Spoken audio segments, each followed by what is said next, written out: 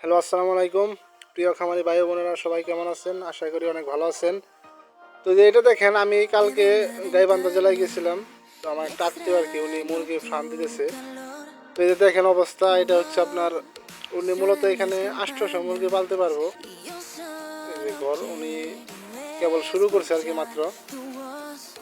তো এই ঘরটা আসলে মূলত উল্টা হয়েছে, এটা হচ্ছে আপনার উত্তর দক্ষিণে হয়েছে ঘরটা। আমরা যেরকম ফার্ম দিয়ে আপনার পূর্ব পশ্চিমে, কিন্তু এই ফার্মটা হয়েছে আপনার উত্তর দক্ষিণে, এবং কি মানে প্রায় একটু স্কোয়ার ফিটের মতো হয়েছে আর কি, মানে একটু আর কি সামান্য মানে বাড়তি আছে আর কি।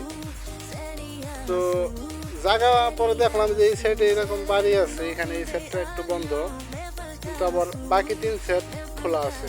কিন্তু এখানে অনেক বাতাস থাকে, আমি যেটা দেখলাম আর কি, যে বাতাস থাকে।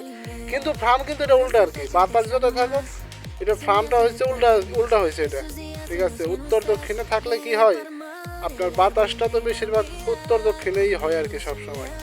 তো গ্যাসটা আর কি উত্তর দক্ষিণে ফার্ম হলে গ্যাসটা বের হইতে পারে না আর কি, আপ ডাউন করতে পারে না। কিন্তু যখন আপনি পূর্ব পশ্চিমে ঘর দিবেন, ফার্ম করবেন, তো যখন বাতাসটা হবে তখন ভিতরে যে গ্যাসটা খুব দ্রুত বের হয়ে যেতে পারে আর কি, এই সুবিধা আর কি এখানে। কিন্তু এটাতে আপনার স্কোয়ার ফিটের মতো হয়ে গেছে এটা। ঠিক আছে, তো এটা জায়গা এরকম জায়গা ভালো ছিল, কিন্তু উনি জায়গার স্বল্পতার কারণে হয়তো ফার্মটা সিধেভাবে দিতে পারে নাই, এটা উল্টা করে দিতে হয়েছে। তো ভাইয়ের জন্য অনেক দোয়া থাকবে আর কি, যে উনি যে আশায় ফার্ম দিতেছে, আশা করি তার সকল মনে আশা পূর্ণ হোক।